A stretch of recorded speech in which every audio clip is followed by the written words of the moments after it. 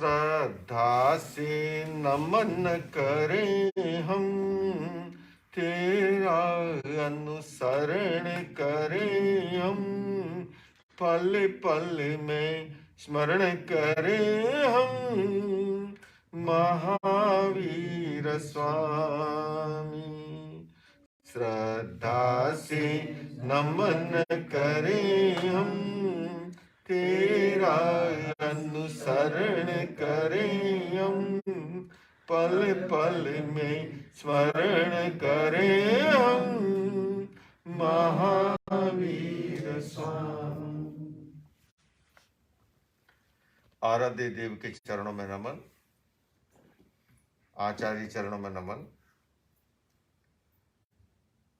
Jain centre Greater BC Vancouver Canada के इस पवित्र प्रांगण में 10 लक्षण महापर्व की आराधना में संलग्न श्रद्धालु श्रावक श्राविकाओं, उपस्थित बंधुओं और बहनों,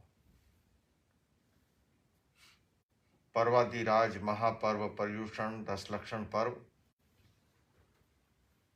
पहले हमने पर्युषण के 8 दिनों का खूब अच्छे तरह से उसको मनाया और श्वेतांबर परंपरा के पर्युषण की परिसंपन्नता के साथ दिगंबर परंपरा की मान्यता के अनुसार 10 दिनों का 10 लक्षण महापर्व का शुभारंभ होता है और आज अनंत चतुर्दशी के साथ वो परिसंपन्नता की ओर है। सभी दिनों में अलग अलग विषयों पर चर्चा होती रही और आज का विषय जैसा अध्यक्ष भाई विजय जैन जी ने कहा है ना, हालांकि ये औपचारिकतावश क्षमा का उल्लेख करते हैं, पर मैं समझता हूँ इतने दायित्वों को एक साथ निभाना ये कला विजय जी से सीखी जा सकती है ना। और कितने सामाजिक स्थानों पर जहाँ जहाँ मैं जाता हूँ लगभग लोगों की इच्छा रहती है, इनके प्रति एक सबका भाव है, एक आपसी प्रेम है, भाईचारा है, तो वहाँ पर भी पहुँचते हैं और बीच में अपने लेबोरेटरी में जाते भी हैं तो वहाँ से भी चिंता करते हैं, दिन में 3 फोन आएंगे, साधना जी मुनिश्री का ध्यान रखा कि नहीं, है ना। तो वहाँ पर बैठे भी, तो ये अपने आप में एक विशिष्ट बात है। शहरों में इतना संभव नहीं होता है, दूरियां हैं, ट्रैफिक की अपनी समस्या है। तो वैंकूवर संघ की अनेक विशेषताएं हैं यहाँ की, यहाँ आपसी भाईचारा, प्रेम। आज हम वाइस प्रेसिडेंट के घर पे थे, रजत जी के, दिन भर जमघट लगा रहा, मेला से ही लगा रहा, यूँ समझ लो, है ना।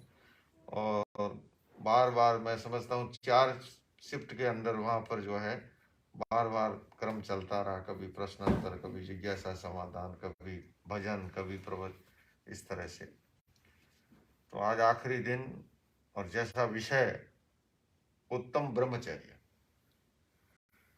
कल मैं दिगंबर परंपरा के महान संत प्रमाण सागर जी महाराज का सुन रहा था मैं सोशल मीडिया पे, और अच्छी व्याख्या लगी मुझे।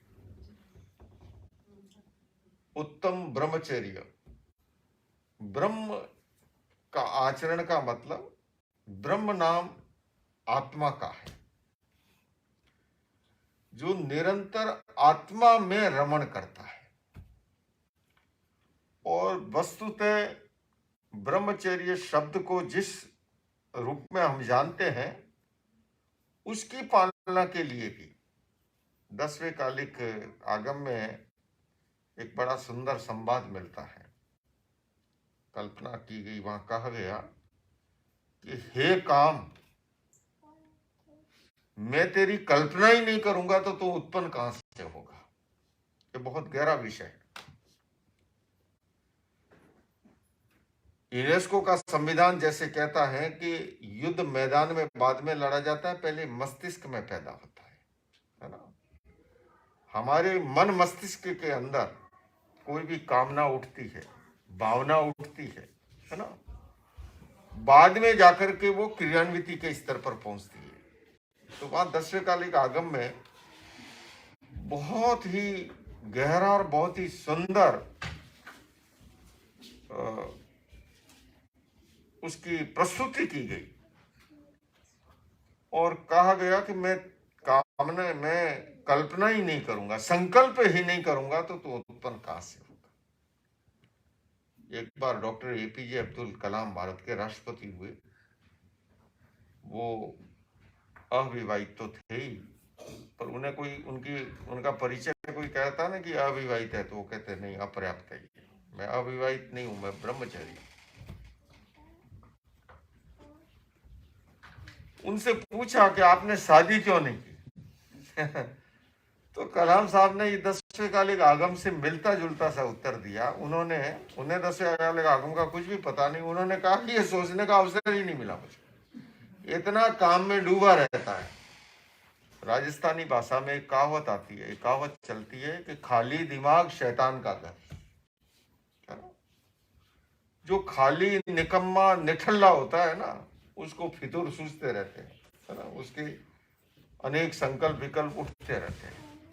और जो अपने आप को एक दिशा में नियोजित कर लेता है, मुझे आज भी स्मरण है, मेरे दीक्षा गुरु संस्मरण सुनाते थे हमारे दादा गुरु का, अष्टमाचार्य तेरापंथ के कालूगणी राज।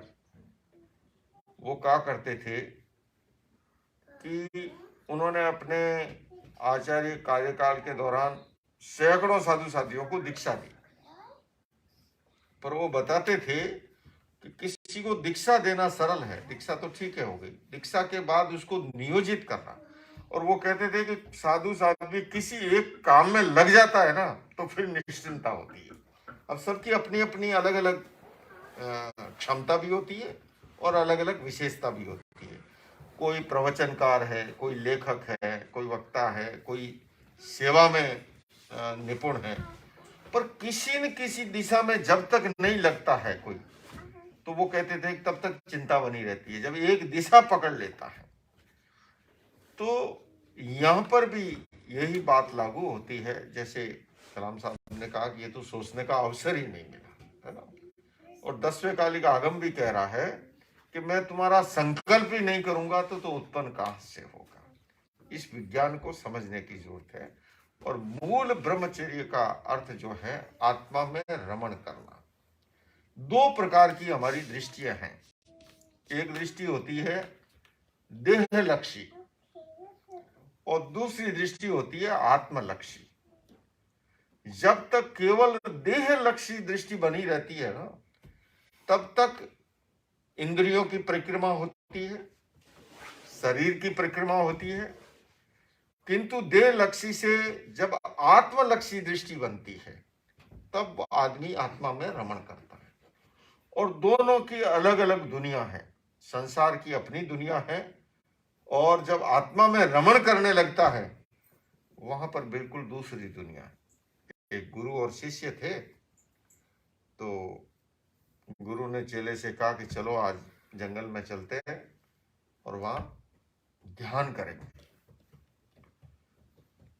छोटे नवदीक्षित शिष्य को साथ लेकर के गए और जंगल में, निरीह जंगल में एक वृक्ष के नीचे बैठ करके गुरु ने समाधि लगाई, ध्यान में लीन हो गए। चेला नया नया था, तो थोड़ी देर तो आंख बंद की, फिर खोल के इधर उधर देखता है। उसी दौरान चेला देखता है कि सामने से कोई शेर आ रहा है। तो इसने अपने गुरु से कहा कि गुरुदेव, शेर आ रहा है यहाँ। तो गुरु ने कोई जवाब नहीं दिया। शिष्य ने फिर जब देखा कि शेर तो नजदीक आता जा रहा है, फिर कहा कान के नजदीक जाके कि गुरुदेव, शेर आ रहा है। तो गुरु ने कोई उत्तर नहीं दिया। इसने देखा गुरु की गुरु जाने, ये वृक्ष पे चढ़ गया। वृक्ष पे चढ़ा, ऊपर अलग वृक्ष पे चढ़ गया, फिर भी धड़कन जो है दुगदुगी बंदी हुई, और देख रहा है तो शेर तो आते आते आते गुरु के नजदीक आ गया। और शेर नजदीक आया, चारों ओर फेरी वेरी लगाई, सूंगा सांगा, और वो चेला ऊपर से देख रहा है, उसकी तो धड़कन जो है ठहरने वाली थी। इतने में शेर ने सूंघ सूंघा करके देख दिखा के फेरी लगा करके आगे की ओर चलता बना। ऊपर से देखता रहा, जब से दूर चला गया, नजरों से ओझल होने लगा झाड़ियों की ओर, तब उतर के नीचे आया और फिर से उसने कहा, गुरुदेव। गुरु ने कोई ध्यान नहीं, कोई प्रत्युत्तर नहीं दिया। थोड़ी देर के बाद जब ध्यान पूर्ण हुआ तो उसने कहा, गुरुदेव शेर आया था यहाँ पर। क्या आया होगा? चले वापस आश्रम की ओर, और गांव के किनारे पहुंचते हैं तो गांव के किनारे कूड़े करकट का ढेर लगा हुआ था, है ना, गार्बेज का। तो वहां से गुजरते हुए एक मच्छर ने काट खाया और गुरु एकदम तिलमिलाया। ओहो हो, मच्छर ने काट लिया। चेले को हंसी आ गई कि जब शेर आया था तब तो कुछ हुआ नहीं, अभी मच्छर काट लिया। इसने कहा, गुरुदेव ये बड़ा भारी, कभी मच्छर काट के आप इतना हो रहे हैं, और उस समय शेर आया। बोले, उस समय मैं मेरे परमात्मा के साथ था, अब तेरे जैसे चेले के पाले पड़ा हुआ।